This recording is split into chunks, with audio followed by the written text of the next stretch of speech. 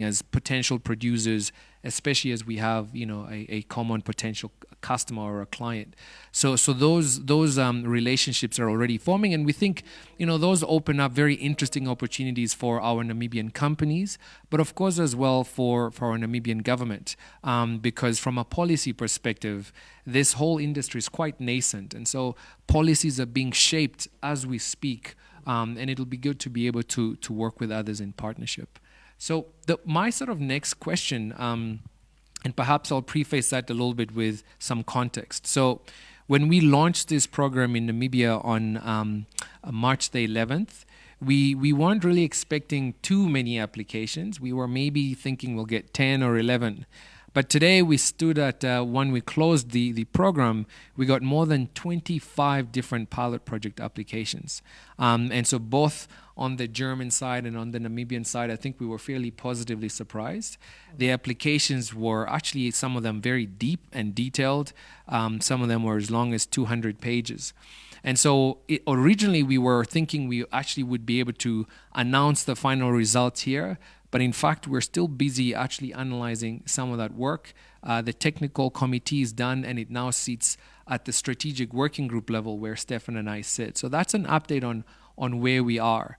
But Stefan, if we can just start casting our minds forward a little bit, Namibia has never run a pilot project program like this before. In Germany, you've done something similar, perhaps not with hydrogen, but with other industries. Give the Namibians an idea of what can we expect once we are announcing who the winners are and the grant funding starts to flow. What is going to start happening on the ground? The idea of this pilot or demonstration project is really to see what is working in a good way, what is maybe not that good, where can we scale up, does it make sense to have also private investments to commercialize the projects then.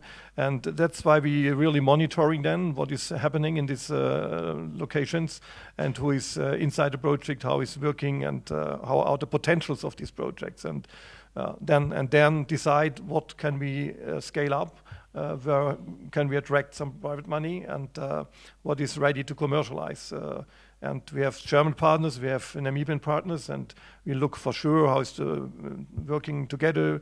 And then let's see what are the best pilot projects. But there's a lot of potential, and we are really happy from the German side that we have such a lot of really good applications and all over Namibia, not only focus on a special area. That is really interesting. And so we have to have a closer look in our strategic group, and we will find, I think, a good solution for the winners of this pilot project announcement.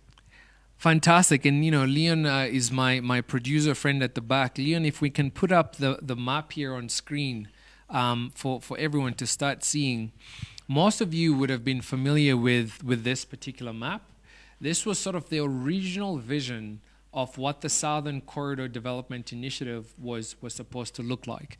As you can see, of course, it was really focused on the Karas region, really looking to exploit this amazing wind resource here. The wind and the solar resource in the Tsaukaib National Park was really world-class, and that's what we were quite excited at doing. Of course, the idea was once you start building this particular green hydrogen project, you would start unlocking other complementary infrastructure investments. So the port, for example, would get developed. And currently, Namibia has an agreement with the Port of Rotterdam to do that. And that agreement is being supported by some of the funding that will come out of our agreement here with Germany. We'll be looking to start building rail assets to that port. And, we could start using trains that can actually use fuels that could have a green hydrogen as a derivative, and all the other different, we're thinking of an R&D center in Oranienburg. Some of the renewable energy assets could obviously go into producing green zinc, and an industrial cluster could form really in Ludritz. This was what we had envisioned in the beginning. And tomorrow we will be talking about our synthetic fuel strategy that the Minister of Mines and Energy will be launching. And the thinking has now evolved to this.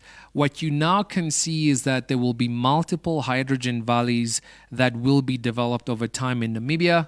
The one in the south is the one that you're familiar with, but the Irongo region has come up as quite a catalytic area as well. There's some very deep port developments that will happen there. There's rail developments that will happen there.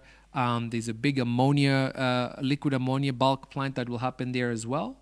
And then, of course, in the Ochudonjupa region, that's where we have a good potential sustainable sources of carbon. So with biomass in plenty there, and of course, we've got cement plants there as well, both Ohorongo Cement and Cheetah. Those could be sources of carbon that once combined with hydrogen, you can start potentially making synthetic fuels. And then in the extreme northwest, that area just also has very good wind and solar potential. And so we will explore that one over the much longer period in terms of its potential. The exciting thing, though, is the pilot projects that we're now receiving are now also scattered across the map. So they're not just concentrated in the Karas region, which, by the way, we think is a very strategic realization of the partnership. Is now we've got some ideas that are coming from Ochudonjupa, some ideas that are coming from Irongo as well, and of course Karas. And once you start putting together those pilot projects together with a large project that we'll talk about together, I think Namibia's clean energy potential, right, begins to really come to the fore. And so, Stefan, when I share this map with you, what are some of the things that either excite you or you think that it could even enhance more German-Namibian collaboration, whether it's locomotives or whether it is synthetic fuels? What excites you? At first, there are different places of interest in Namibia to produce green hydrogen, and because you have a lot of places where you have a lot of renewable energy. So, and for sure, you have to look on the value chain. You have to look on different projects. It's very good that you now have your own strategy developed for synthetic fuels, because you have also cement industry. You have some CO2 emissions you can't avoid, and to decarbonize also Namibia, you need some CCU technologies, and for sure, producing synthetic fuels from hydrogen and CO2 is a very good strategy. And for sure, looking on the whole value chain and looking not only on one region, but see the whole potential of the country is very interesting. And I think we will find some interesting projects out of the 25 or 28 applications for the pilot projects. Yeah. And so, if I'm a Namibian and I'm sitting back home, or some of you are even here, within the room, we've got bankers, financiers, we've got, of course, government officials, we've also got entrepreneurs. Some of the things that we're seeing from the pilot projects that I wanted to share with you today, just so that, you can start really applying yourselves from a potential of deploying risk capital. This approach with the pilot project and with the government going to put together a synthetic fuel strategy like this, we're seeing opportunities for people in, for example, manufacturing fertilizer. You'll hear tomorrow when the Minister of Mines and Energy speaks, most of the ammonia produced is typically used in making fertilizers. And in Namibia, we actually do have one company that manufactures fertilizer, for example. So that's ammonia. When we speak to the Chamber of Mines, they say that if we can give them ammonium nitrate, they can actually take that and start making locally manufactured explosives for the mining sector. So that's an interesting opportunity as well. And then, of course, as we've mentioned, with those cement plants, you can take that carbon and you can start making things like either methane or e-kerosene as well. And so there we expect large companies, whether it's Shell or Sasol or others, to potentially come into the country and start exploring that opportunity. So as a Namibian, and if I'm an SME and not necessarily a big company, I think these are interesting opportunities that we should be looking to take advantage of. And certainly I know when the strategic working group sits together and tries to allocate the 30 million euro funding to the various pilot projects, I know one of the key things we'll be looking at is looking to create an ecosystem. Stefan, maybe tell the crowd a little bit, when we're looking to create an ecosystem, what do we mean by that?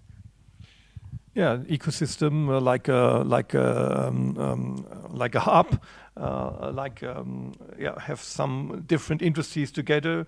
You have the wind park next to the electrolyzer, and you have the ammonia plant, or maybe then the plant for producing synthetic fuels next to each other, and you have you have a university nearby and schools to develop the working skills. So that is like an ecosystem.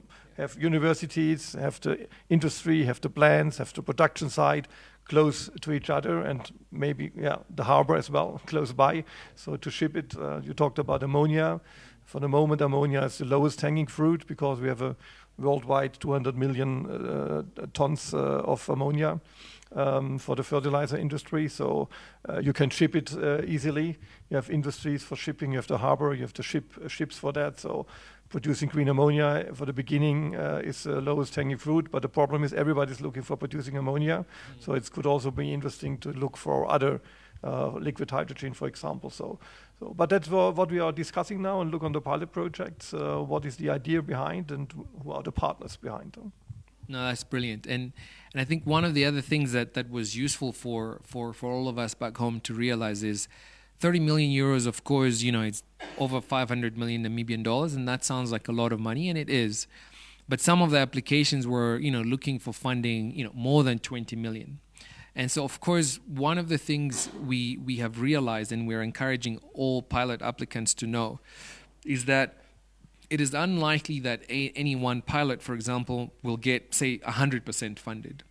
And what is strategic is for pilot projects applicants to actually start using this grant funding to catalyze the deployment of other concessionary capital, right? So for the bankers in the room, what we are noticing in other jurisdictions around the world is a pilot plant would get, say, 5 million euros, and they could then go to a multilateral institution or a development bank or even a commercial bank to then deploy the rest of the money. So $5 million grant coupled with a concessionary loan from KfW, DEG, DBSA, African Development Bank, then gets you to that 20 million euros or dollars that you need. And what that does for you as a pilot project applicant is it lowers your cost of capital, and essentially government begins to share the risk of developing those pilot projects. Would you agree with this, and have you seen this happening elsewhere? For sure. So it's about trust. Capital will goes there where you can trust in the project, and these projects are proven by the Namibian side, by the German side. These are really very good processes to look for the winners of this pilot project announcement. And so the winners of this pilot project announcement, they are really proven. And that what make it interesting also for capital to step in these projects then. Correct. To scale it up. So yesterday evening, as I was briefing the president, one of the things he said to me is, we also have to make sure that Namibians understand better the structures of the envisioned partnerships and pilot projects. So these are not, for example, a German company looking to build an asset in Namibia. The way the pilot project was designed is it had two modules, first of all. Module 1 was the actual operation or project or asset. And then module 2 was an optional R&D component. And so if you heard Stefan talking about those ecosystems, they're also referred to as valleys. The opportunity for applicants was to say, I'm going to build this particular factory, and in building that factory, I would like to reach out to a Namibian and a German tertiary institution to involve some of their students in the R&D aspects of this particular technology that I'm deploying. So that's for module 2. And even for module 1, the Namibian entity and the German entity had to come together in partnership. Given, of course, that the capital came from Germany, the idea was that it would essentially be a JV between a Namibian company and a German company. And, of course, they would provide these opportunities for Namibian students. So we thought that was a crucial element of the pilot program that we had to share with all of you. And we're quite excited, I think, to see the outcomes of those particular programs. So at this point in time, obviously Stefan and I have been telling you a little bit about what we're looking to do, but we would love to welcome any questions from the audience, either here or back home. One of the things I know on our way here, we were briefed by all the accountants and all the the risk mitigants in the background is we can't talk about any one particular project specifically. We can't mention the names because we're still going through the process. But we're very happy to take questions about the program in general and potentially where some of the projects are coming from. So do we have any questions from the floor at the moment? Okay. And any questions from online as well? Brilliant. Okay, so not at the moment. So I'll ask one or two last questions, Stefan, as we sort of start moving to the close. Obviously, as you said, from here you're going to Australia. We're quite excited to see developments there, and we'd love for you to come back and see them. But obviously, everyone, especially the applicants, would be quite anxious to understand when are we going to be ready to make the announcement. And of course, we can't just choose a date. A process has to be followed. But two questions. When do you think we might be ready? But also, when do you think the Minister of BMBF and yourself could come to Namibia with a small delegation and meet the applicants and meet the people of Namibia? Because they're very excited about what we're doing. Yeah. Yes, we are still talking about how to publish it, and for sure, Minister is interested to do it by herself. And one idea was indeed to do it in Namibia then. So a little bit difficult with the time schedules, but let me say, I think we should be ready to publish it in the next 2 months, maybe earlier. So that I think it's a realistic perspective. So yeah. Fantastic. So there you've heard it, Namibia. We expect where are we now? We're in May. So hopefully by July, if not earlier, we should be coming back to you with some final decisions on when we're going to get this done. When we get indications, of course, the Namibian government will share that update with everyone in Namibia to make sure people are ready. And again, we will also be reaching out, especially to the financiers, because the idea of this government capital is to really spur on and leverage private sector capital. So I know there are a couple of banks in the room that I'll be whispering and nudging and pushing you so that we can get some Namibian capital involved. I do know that KfW and DEG have already expressed interest to help some of the other pilot projects. I know the European Investment Bank has expressed interest as well. It would be fantastic to see DBN and or any of our local banks as well putting some money aside right next to this grant funding. You want to say something? Yeah, I'm really happy about this development because we see that as I said before, there's a growing interest in Namibia, and you are the first mover together with this agreement, and there's a lot of potential and a lot of commitment of the government, and there's a trustful government. So it is important for investments in Africa for sure, and that's why I'm very confident that it will be a very good future for our partnership and also for the pilot projects and for green hydrogen economy in Namibia. And that's fantastic. Those are Stefan's closing words. And my closing words would be really to say two things. Obviously, tomorrow morning we have the big main green hydrogen essentially session. Our Minister of Mines and Energy will be the keynote speaker there. We'll be talking a lot more about this particular strategy that we've put up here. We're also going to be talking about what we're calling JET champions, just energy transition champions back home. We'll be looking to profile 1 or 2, 3 companies, which I think is super important. And then, of course, we'll be looking at things as well from the Namibian Green Hydrogen Research Institute and the scholarship program. So we're going to be giving an update on how our young can get involved today and the opportunities that they will get to expand their horizons. Tomorrow at 4 o'clock, I see Mr. Libande is here in the room.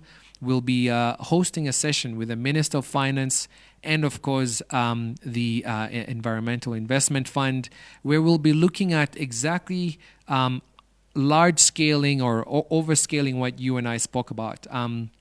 Getting a blended financing platform begin to get established in Namibia. And there we'll be looking to attract DFIs and people like climate fund managers into Namibia to deploy that concessionary capital alongside government capital and others to start building these projects. So that's at 4 o'clock tomorrow, right here at the Namibian House as usual, powered by nature. And then 10 a.m., our president will be here as well. He'll give a small address tomorrow. So we'll see you then. Thank you so much for joining us for this first session. We're very excited to have you. NBC, Blanche, and the team, thank you so much for your fantastic job. I know I'm not allowed to mention your name, but I'll break the rule anyway, because it really is a team effort, whether we're working with the Germans or with our colleagues back home. So thank you so much, and we'll see you tomorrow. Thank you. Thank you.